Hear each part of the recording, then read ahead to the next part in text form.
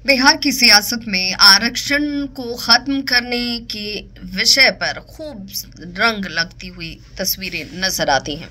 ये क्यों हम कह रहे हैं, तो आपको एक तस्वीर से सबसे पहले जोड़ देती हूँ। अगर आप इस वीडियो को और इस तस्वीर को देखेंगे तो आपको समझ में आएगा कि आखिर ये तस्वीर जो है वो आरक्षण के साथ कैसे जुड़ जाती है। जी हाँ, ये प्रतिमा है बाबा साहेब भीमराव अंबेडकर की।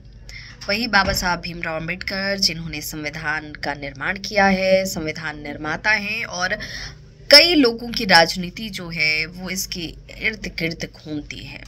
बाबा साहब भीमराव अंबेडकर के पद चिन्हों पर चलने के दावे किए जाते हैं और पिछड़े तबके के लोगों को, वंचितों को अधिकार देने की बात जो बाबा साहब भीमराव अंबेडकर करते थे, जिनके बीच समानता की बात बाबा साहब भीमराव अंबेडकर करते थे, वो बाबा साहब भीमराव अंबेडकर आपको यहाँ प्रतिमा के तौर पर दिख रहे होंगे। इस प्रतिमा को स्पर्श कर, इस प्रतिमा को नमन कर राजनीति में अपने अपने शीर्ष पर पहुंचने की तस्वीरें तो आपने कई बार देखी होंगी, लेकिन आज ये तस्वीर जरा देखिए।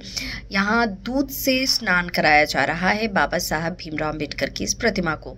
मकसद जानेंगे तो आप भी सोचेंगे कि ये ऐसा भी होता है क्या। जी हाँ, यहाँ इस प्रतिमा को इसलिए दूध से स्नान कराया जा रहा है क्योंकि ये अशुद्ध हो गई है। अब आपके मन में सवाल उठेगा कि आखिर ऐसा कैसे हो सकता है। तो जी हाँ, कल चिराग पासवान एलजेपीआर के राष्ट्रीय अध्यक्ष भी हैं और उनकी तरफ से अपने नॉमिनेशन के दौरान जब रोड शो किया जा रहा था तो वो बाबा साहब भीमराव अंबेडकर की इस प्रतिमा तक पहुंचे भी थे, उन्हें स्पर्श किया, नमन किया और उसके बाद अपने नॉमिनेशन के लिए वो निकलते हैं।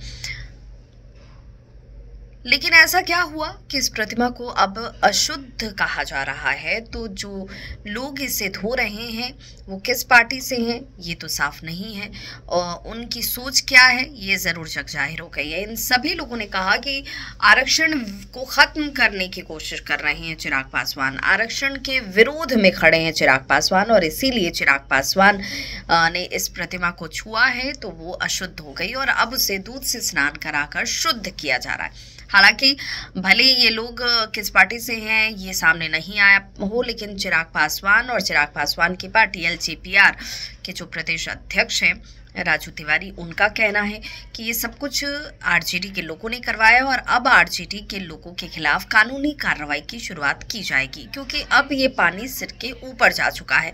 इससे पहले आपको याद होगा कि तेजस्वी यादव की ही सभा में एक शख्स की तरफ से चिराग पासवान को लेकर, उनकी माताजी को लेकर अपशब्दों का इस्तेमाल किया गया था, जिसके बाद चिराग पासवान ने कहा कि ये हमारे संस्कार नहीं है। जीत और हार किसी की भी हो सकती है लेकिन हमें अपनी भाषाई मर्यादा का ध्यान होना चाहिए। और तब जब आपके सामने ठीक मंच के सामने एक शख्स ऐसे शब्दों का इस्तेमाल कर रहा हो तो तेजस्वी यादव ने क्यों नहीं उन्हें रोका।